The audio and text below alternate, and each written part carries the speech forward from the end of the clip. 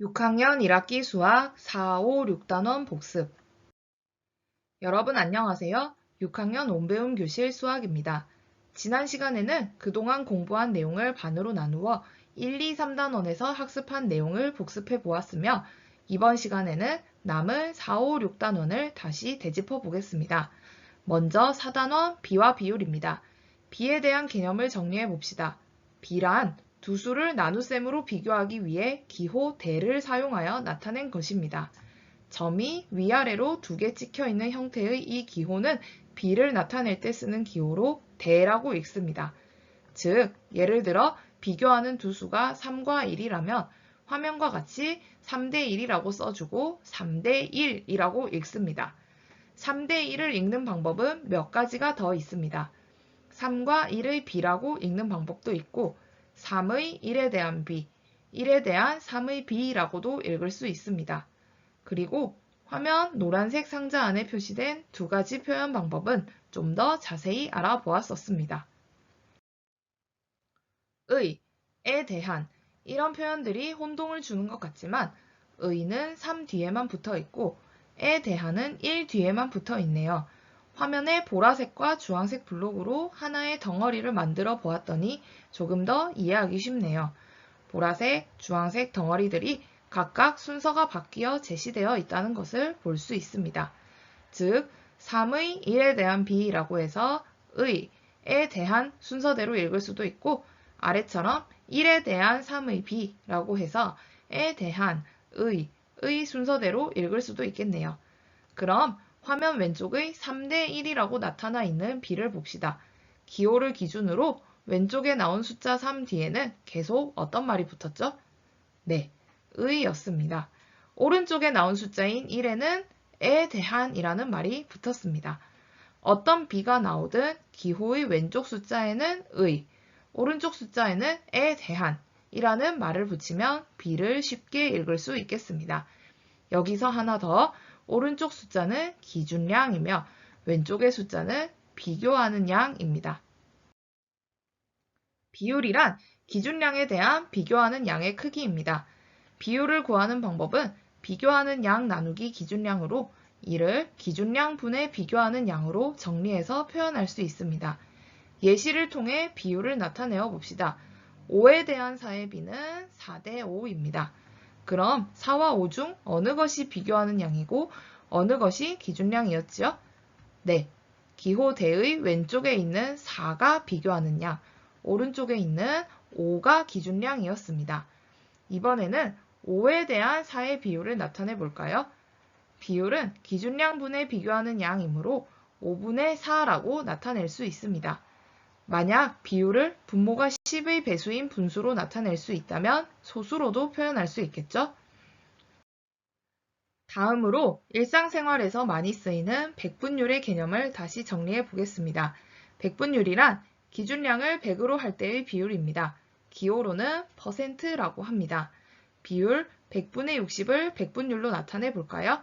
화면과 같이 쓰고 60%라고 읽습니다. 그럼 백분율을 구하는 방법에 대해 알아보겠습니다.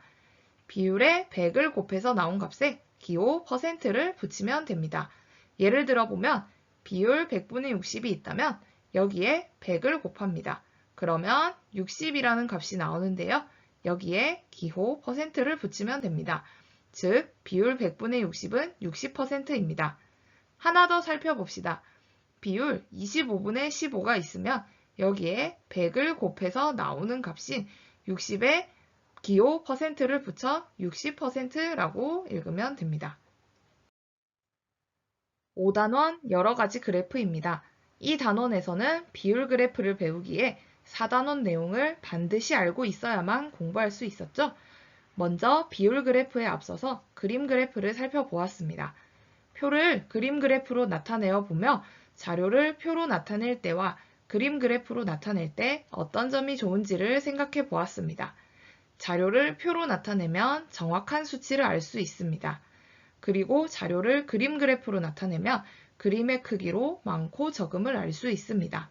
또한 그림 그래프는 복잡한 자료를 간단하게 보여준다는 장점이 있습니다. 이제 5단원에서 배운 비율 그래프들을 살펴보겠습니다. 먼저 띠그래프는 전체에 대한 각 부분의 비율을 띠 모양에 나타낸 그래프입니다. 띠그래프는 비율 그래프이므로 자료의 전체 합계를 기준으로 자료가 전체에서 어느 부분만큼을 차지하는지, 즉 전체에 대한 각 부분의 비율을 구하고 이를 백분율로 바꾸어 아래와 같이 띠로 옮겨 그렸습니다. 원그래프는 전체에 대한 각 부분의 비율을 원 모양에 나타낸 그래프입니다. 띠그래프와 마찬가지로 비율 그래프이기 때문에 원그래프는 수치를 그대로 표현하던 그림 그래프 등등과는 달리 수치의 비율을 그래프로 나타냅니다. 원그래프는 띠그래프와 달리 눈금의 100이 보이지 않지만 눈금 0에서 출발해서 한 바퀴 돌아서 100이 되므로 100이 생략되어 있을 뿐 0의 위치가 곧 100의 위치입니다. 원그래프를 그리는 방법은 0에서 출발해서 다시 출발점인 0의 위치로 돌아온다 였습니다. 실제로는 다시 돌아오면 100이죠. 띠의 왼쪽 끝의 눈금 0에서 출발해 오른쪽으로 쭉 진행하는 띠그래프와는 달리 원그래프는 시계 방향으로 돌면서 원의 중심과 눈금 부분을 선으로 이어 각 내용의 비율만큼 칸을 나누었습니다. 이후 나누어진 칸에 자료의 내용과 퍼센트를 표시했습니다. 6단원 직육면체의 부피와 건널비입니다. 부피란 입체 도형이 공간에서 차지하는 크기를 의미하며 부피를 나타내는 단위의 기준이 되는 것은 한 모서리의 길이가 1cm인 정육면체입니다. 한 모서리의 길이가 1cm인 정육면체의 부피는 1세제곱cm입니다. 이어서 직육면체의 부피를 구하는 방법을 알아보았습니다. 직육면체의 부피는 가로 곱하기 세로 곱하기 높이로 이를 조금 더 간단히 정리하면 밑면의 넓이 곱하기 높이라고 표현할 수 있었습니다. 정육면체의 부피를 구하는 방법은 직육면체의 부피를 구하는 방법과 같은데 정육면체는 모든 모서리의 길이가 같으므로 정육면체의 부피를 구하는 방법은 한 모서리의 길이 곱하기 한 모서리의 길이 곱하기 한 모서리의 길이로 표현할 수 있습니다. 직육면체의 건널비에 대해서도 알아보았습니다. 먼저 직사각형의 넓이는 5학년 때 배운 내용으로 단위는 제곱센티미터, 넓이를 구하는 방법은 가로 곱하기 세로임을 알고 있는데요. 직육면체의 건널비를 구할 때 직사각형의 넓이를 구하는 방법을 활용해야 했죠. 직육면체의 건널비는 직육면체 겉면의 넓이로 직육면체 6면의 넓이의 합입니다. 즉, 화면과 같이 각각의 면의 넓이를 모두 더한 것이 직육면체의 건널비입니다. 직육면체의 건널비를 구하는 두 가지 방법도 살펴보았습니다.